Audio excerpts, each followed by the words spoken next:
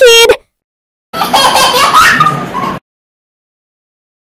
పిల్లలు, ఈరోజు మనం దసరా పండుగ గురించి ఒక అద్భుతమైన కథ విందాం. పూర్వం ఒకప్పుడు మహిషాసురుడు అనే రాక్షసుడు భూమిపై అందరినీ బాధపెట్టేవాడు. అతని వల్ల దేవతలు కూడా భయపడ్డారు. దేవతలు కలిసి అమ్మవారిని ప్రార్థించారు, అమ్మా, దయచేసి మమ్మల్ని రక్షించు అని. అప్పుడు దుర్గమ్మ సింహంపై ఎక్కి చేతిలో ఆయుధాలు పట్టుకుని మహిషాసురునితో యుద్ధం చేసింది. అది ఒక భయంకరమైన యుద్ధం. కాని చివరికి దుర్గమ్మ మహిషాసురుని జయించి లోకానికి శాంతిని ఇచ్చింది. అందుకే మనం దసరా పండుగ జరుపుకుంటాం, మంచి చెడుపై గెలిచిన రోజు. పిల్లలు, చెడు ఎంత బలమైనా మంచి ఎప్పుడూ గెలుస్తుంది.